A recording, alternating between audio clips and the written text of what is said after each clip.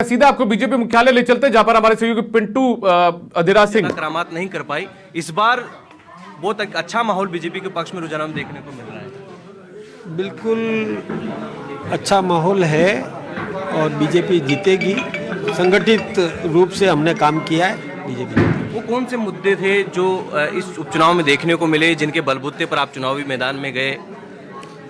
राज्य सरकार और केंद्र सरकार डबल इंजन की सरकार ने काम किए, विकास को हमने आधार बनाया और उसी के आधार पर हम जनता के बीच में गए। हम संगठित रहे, यही केवल और केवल आधार यही रहा।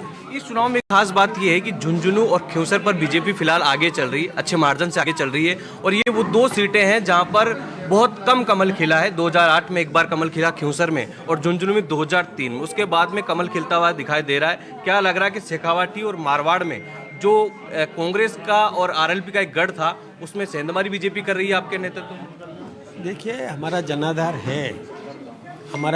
है और हम जीत रहे हैं।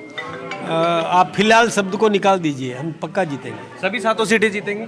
बिल्कुल जीतेंगे। क्या लगता है कि कांग्रेस को अब जनता नकार रही है या बीजेपी का जो ग्राफ बढ़ रहा है, क्या इसके प्रमुख कारण को क्या है कि ग्राफ जो है लगातार बढ़ रहा है बीजेपी का?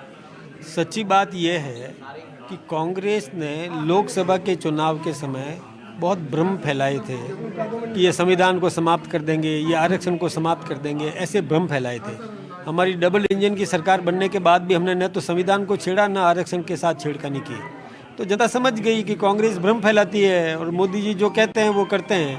तो विश्वास किया है, मोदी जी की गारंटी पर जनता ने विश्वास किया। महाराष्ट्र में भी सरकार बन रही है, तीसरी बार लगातार आपको बहुमत वहां पर? महाराष्ट्र में भी बनेगी, झारखंड में भी बनेगी। राजस्थान में 7 सीटों पर? राजस्थान में जीतेंगे, हम सभी जीतेंगे। ये है मदन राठौड़ जो लगातार यहाँ से मॉनिटरिंग कर रहे हैं। बीजेपी के प्रदेश मुख्यालय में कंट्रोल रूम बनाया गया है, जिसके जरिए सभी 7 सीटों से लगातार मॉनिटरिंग कर रहे हैं, वहाँ से फीडबैक ले रहे हैं। और इनका दावा है कि फिलहाल वो 4 या 5 सीटों पर आगे हैं, लेकिन सभी 7 सीटों पर बीजेपी का कमल खिलेगा।